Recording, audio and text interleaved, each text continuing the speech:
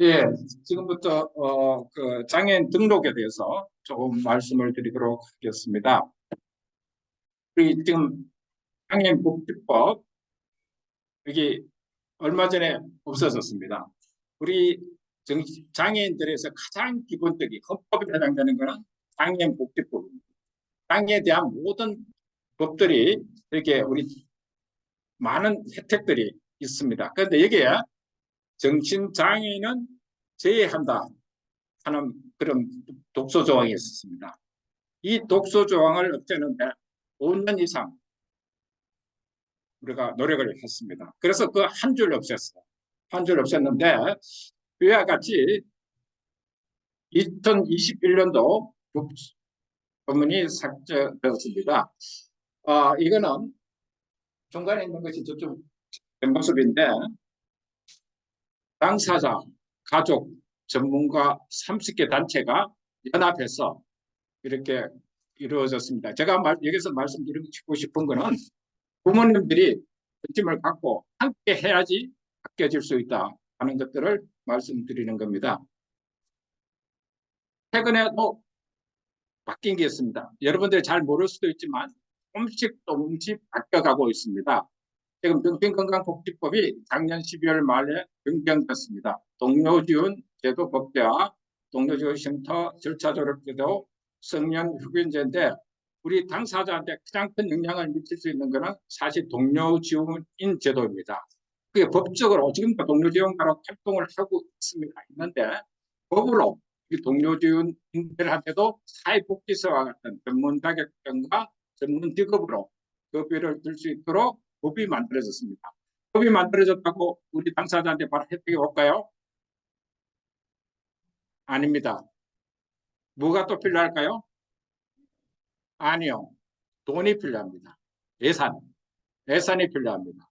그럼 예산은 우리 가족들이 가만히 있다고 줄까요? 우선순위에서 밀리게 됩니다. 이해 당사자와 가족이 힘을 합쳐가지고 법이 통과됐어요. 그게 법 자체가 중요합니다. 법이 통과됐으니까 법에 대해서 시행하라 라고 주장할 수 있는 것가 되어 있고 법 자체가 통과되는 것이 아니고 이것이 실행될 수 있도록 지금의 동료지원가가 되어 있습니다만 지금 단장 실행된 것이 아닙니다. 언제부터 하느냐? 2년 후에 시행한다고 되어 있습니다. 왜냐하면 그런 것들을 여러 가지 파악해가지고 파악해서 실행하겠다는 건데 이게 어떻게 또 중요하냐? 우리 당사자들이 동료지원가로 활동하는데 예를 들면 정신건강복지센터에 거기에 파견대가 있으면 우리 당사자들이 아웃사이더로 제대로 활동도 못하고 그럴 수 있습니다. 그렇게 별도 가족 단체나 당사자 단체에서 우리 동료지원가를 운영할 수 있도록 그렇게 요구를 해야 됩니다. 누가? 가족들이 요구를 해야 됩니다. 변화가 힘들고 어렵지만 노력에 대해서 조금씩 바뀌고 있습니다. 작년에 아쉬운 점이 이번 제도 개선에 대해서는 가족 의견이 전혀 반영되지 않았습니다. 우리가 바꾸게 할 것들이 법과 제도가 있습니다. 법은 뭐냐 하면 국회의원을 설득을 시켜야 됩니다. 굉장히 어렵습니다. 그런데 보호의무자 폐지라든가 이번 제도 개선 이런 거는 정신건강복지법을 개선 바꿔야 됩니다. 이 자체는 굉장히 어렵습니다. 그런데 우리 정신장애인 등록 기준 개선 요새 우리 부모님들이 장애인 등록이 잘 안 된다 이렇게 말씀하시는데 그 기준을 바꾸거나 장애인 연금 지급 기준이나 활동 보조 서비스 요즘 이따 우리 박정근 부회장님께서 말씀하실 건데 이런 기준은 보건복지부만 설득하면 됩니다. 그런데 안 해줘요. 왜 안 해줄까요? 아무도 요구 안 해줘요. 그래서 이런 부모들이 의식을 가지고 활동 부모들이 요구하느냐 안 하느냐 엄청난 차이가 있습니다. 그거는 좀 이따 우리 박병건 부회장이 별도로 말씀을 드릴 겁니다. 장애인 등록 제도 관련 발의할 사항에 대해서 말씀드리겠습니다. 많은 가족들이 고민합니다. 장애인 등록을 해야 될 것이냐 말아야 될 것이냐. 차별과 편견, 사회적 인식, 그리고 무엇보다도 중요한 건 당사자 자체가 거부합니다. 그래서 이런 거와 같이 그다음에 무엇보다도 중요한 거는 장애인 등록을 했을 때 내가 없는 것이 많다고 판단하면 할 겁니다. 근데 현재로서는 사실은 장애인 등록을 하더라도 없는 것이 별로 없습니다. 그런데 최근에 많은 법들이 조금씩 바뀌어가지고 장애인 등록을 하면 많은 혜택을 받을 수 있도록 되어 있습니다. 근데 우리 정신장애인은 병원에 가는 친구들이 한 35만 명 됩니다. 그런데 거기서 조현병 약 먹고 있는 친구들은 25만 명. 그렇게 35만 명에서 우울증 이런 분 빼고 그렇게 정신질환자, 조현 관련 약을 먹는 친구가 29만 명이고 그중에서 장애인 등록은 10만 명만 되어 있습니다. 그렇게 15만 명 정도는 내가 조현병 가지고 있으면서도 장애인 등록을 안 하고 있는 거죠. 그래서 장애인 등록은 간단합니다. 서로가 복잡하지 않습니다. 진단서와 진료 기록만 찍고 주민자치센터에 가면 장애인 등록 신청을 할 수 있습니다. 절차는 간단합니다. 그런데 등록되기가 굉장히 어렵습니다. 왜 어렵냐? 장애인 등록이 잘 안 된다라는 가족분들이 많습니다. 뭐 때문에 안 되는지 잘 모르시는 분들도 많습니다. 그에 대해서 말씀을 드리고자 합니다. 우리가 우리나라는 장애인 등록 법으로 딱 정해놨습니다. 법에서 인정하지 않는 장애인은 인정하지 않습니다. 그래서 법에서 장애인복지법에서 장애인 정의를 신체적 장애와 정신적 장애로 구분해 놨습니다. 신체적 장애는 12가지고 정신적 장애는 지적 장애, 정신적 장애 3개를 해놨는데 우리 정신장애인들이 등록하기도 굉장히 까다로워졌고 현재 우리 10만 명 중에서 7만 명 정도가 기초생활수급자로 생활하고 있습니다. 그 다음에 소득도 가장 낮습니다. 이 말은 뭐냐면 우리 정신장애가 굉장히 힘들고 어려운데도 불구하고 국가에서 인정 안 해주고 있다는 이야기거든요. 발달장애가 잘 안 보이실 수 있는데 발달장애인 복지학원은 지금 바우처 제도라는 것이 있습니다. 여러분들 모르고 있을 수도 있습니다만 발달장애인에게 한 1조 정도 예산이 편성되어 있습니다. 작년에 그 1조를 다 못 써서 우리 모 교수님께서 그걸 정신장애를 좀 가지고 왔으면 좋겠다라고 했는데 이거에 대해서 주장할 사람 아무도 없으니까 깡 넘어갔어요. 조간활동 세미나 설명드릴 거고 하나만 더 말씀드리면 발달장애는 자기 애를 돌면서 150에서 200씩 받고 그건 좀 이따 다시 설명드리고 그 다음에 장애인 등록과 장애인 등록은 발달장애인과 정신장애를 비교해 보면 어떻게 되냐면 발달장애는 지능지수가 70 이하면 무조건 주도록 되어 있습니다. 70 이하만 주는 것이 아니고 70 이하면서도 사회적, 직업적 재활이 가능하면 중증장애인으로 등록해 줍니다. 그런데 우리는 한창과 망상이 있어야 사회적 재활이 가능하면 절대로 장애 등록 안 줍니다. 발달장애는 70 이하면서도 사회적, 직업적 재활이 가능하면 중증장애를 주는데 오히려 정신장애는 그렇게 하면 장애 등급을 받을 수가 없습니다. 여러분들이 잘 모르시지만 우리 정신장애한테 불리하게 법이 바뀌었습니다. 제도가 바뀌었습니다. 대마하고 들어서고 있어야 되는데 아무도 말 안 하고 있습니다. 어떻게 바뀌었느냐?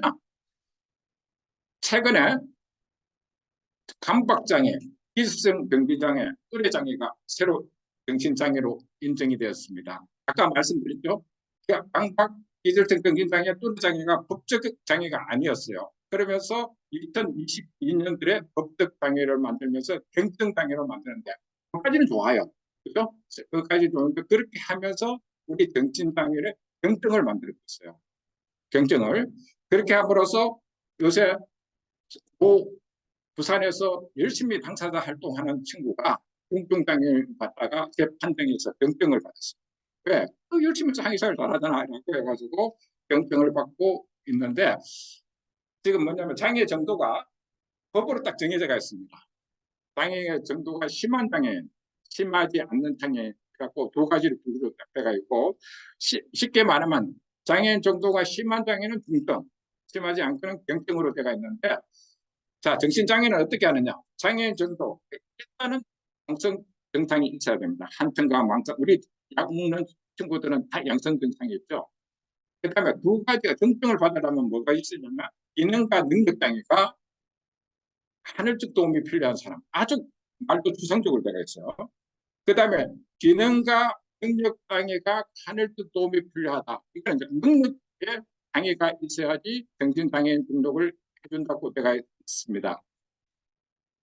그러면 능력 장애 뭐냐? 6가지 항목입니다. 이 6가지 항목, 음식 제대로 못 먹어야 됩니다. 대소변 관리 못 해야 됩니다. 적절한 대화 못 해야 됩니다. 규칙적 약물 안 먹어야 됩니다. 소지품 대중교통 이 6가지 항목이 다른 사람의 도움을 받아야 된다고 나와야지 장애인 중증을 줍니다. 여기에 간헐적 도움이라고 말씀했죠. 의사 진단서에 수시로 도움이 필요하다. 이 3가지 이상이 라고 진단서를 꺼내줬어요. 됐을까요? 안 될까요? 안 됐어요. 경증으로 나왔어요. 왜? 간헐적으로 아니라. 이 말이 굉장히 추상적이죠. 그러다 보니까 주고 싶으면 주고 안 주고 싶으면 안 주고 되고 그 다음에 실제적으로 이 3가지 항목이 못할 정도면 치매 환자 수준입니다. FM으로 이거 하면 아무도 받을 수가 없습니다. 그런데 옛날에는 상급을 준 것이 뭐냐 하면 옛날에 상급을 받아도 특히 국회에서 해줄 것이 없으니까 그렇게 좀 그리고 검증도 없으니까 중증으로 상급을 다 줬습니다만은 지금은 뒤에서 말씀드리지만 이런 여러 가지 제도가 바뀜으로써 굉장히 장애인 등록을 받기가 힘들고 어렵게 되었습니다. 그러면 어떻게 바꿔야 되느냐? 우리들이 요구하는 것은 부모들이 너무 주관적이다. 그렇게 객관적으로 누구나 봐도 장애인 등록을 할 수 있도록 요구를 해야 되겠죠. 이거는 이거는 사실 이 토론을 해서 만들어져야 되는 거죠. 제가 생각해 본 겁니다.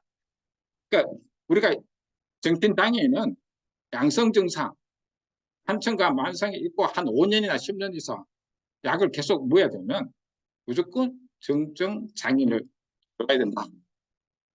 예, 이거는 누가 주장해야 되겠어? 우리가 주장해야 됩니다. 우리가 이렇게 이게 한번 주장한다고 말 들어줄까요? 안 줍니다.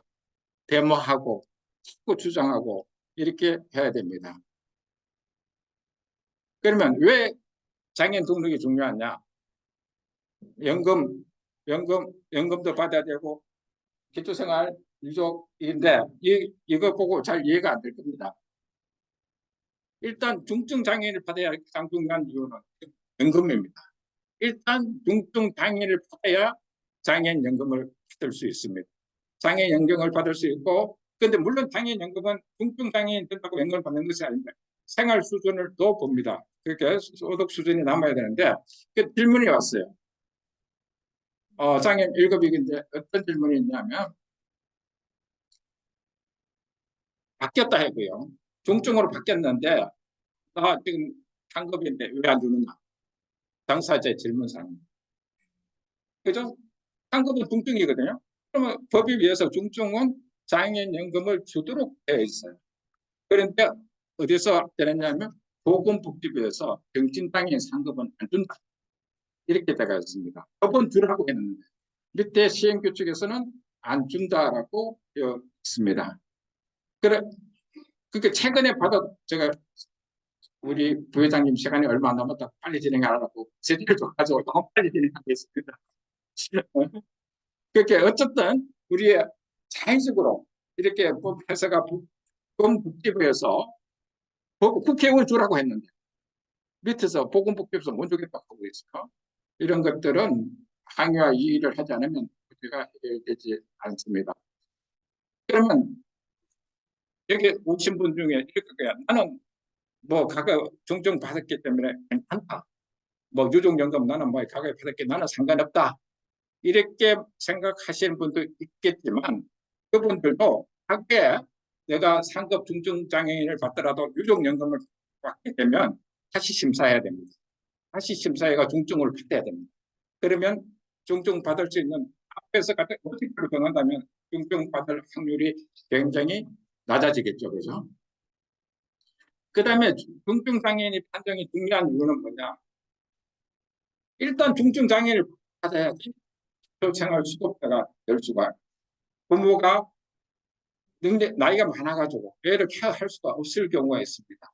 그러면 중증 장애인이 되면 부모가 재산이 있다더라도 중증 장애인이 되면 부모가 재산 9억, 소득 1억 이상 잘 되시는 분 없잖아요. 옛날에는 지금은 뭐냐? 지금은 중증 장애가 아니면 부모가 100만 원 번다. 내가 기초생활수급자가 될 수가 없습니다. 그런데 내가 5천만 원 벌어도 우리 애가 중증 장애가 되면 중증 장애의 기초생활수급을 만들어 줄 수가 있다. 물론 기초수급 하는 것이 반드시 바람직하지는 않습니다.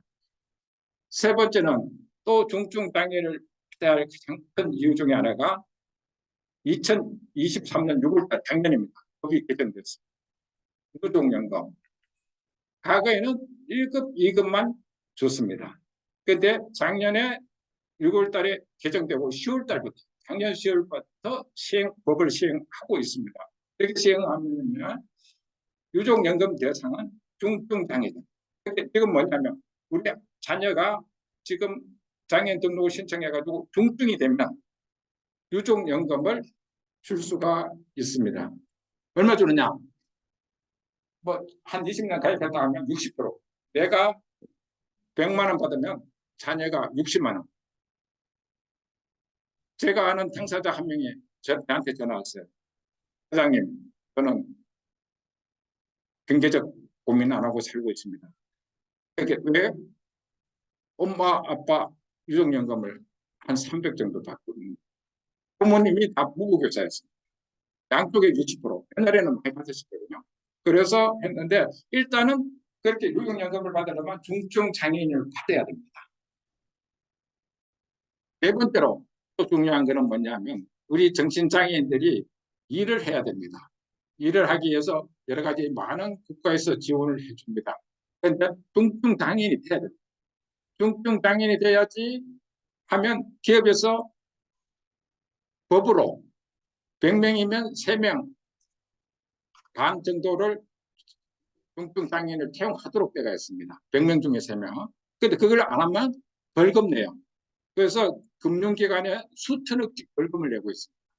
그래서 그런 벌금을 내기 안 해. 그래서 한 명 채용하면 중증장애 한 명 채우면 두 명으로 고용한 것을 인정을 해줍니다. 그러면 중증장애 되면 우리가 열심히 기업화가 하면 채용해달라고 노력하면 됩니다. 그런 방법도 있는데 지금 팀에서 그런 것도 연구하고 있습니다. 그다음에 고용장려금이 있습니다. 장애인을 채용하면 중증이면 남자에게는 70만 원, 여기서 1년 동안 중소기업에 90만 원씩 줍니다. 특히 중증장애인을 많이 채용하라는 거죠. 그래서 중증장애인을 하고 그다음에 중증장애인이 돼야지만이 국가에서 여러분들 잘 모를 수도 있습니다만 장애 일자리 사업이 굉장히 많습니다. 이런 것들을 하실 수가 있었고 하다 못해 중증장애인 되면 출퇴근 비용까지 국가에서 지원하고 있습니다. 시간 관계상 생략하겠습니다. 이런 것도 생략하겠습니다.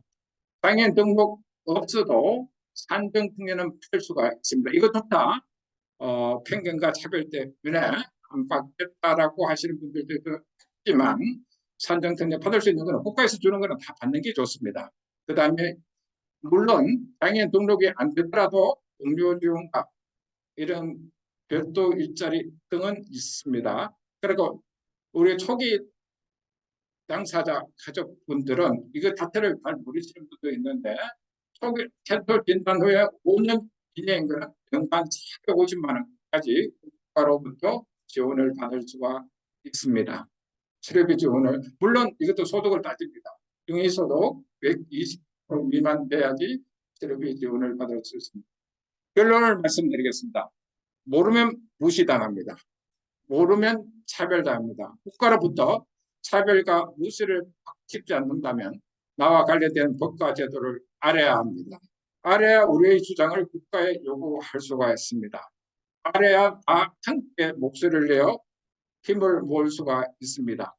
발달장애인 시 모습입니다. 요거는 이쪽에 있는 거는 우리 이름센터에서 데모하는 모습이었어요. 오른쪽은 청와대 삭발실. 이와 같이 부모들이 죽기 살기로 달라붙어야지 법이 바뀔 수가 있습니다. 우리 이 부분의 자세한 부분은 우리 박정근 부회장님께서 말씀드리겠습니다. 하나의 투표는 힘과 영향이 약합니다. 하나의 촛불이 모이면 촛불혁명과 같은 큰 힘을 발휘할 수 있다고 생각합니다. 하나의 촛불이 촛불혁명을 바꾸기 위해서 당사자의 가족 관심과 함께 적극적 참여가 무엇보다도 중요하다고 생각합니다. 이상으로 강의를 마치겠습니다.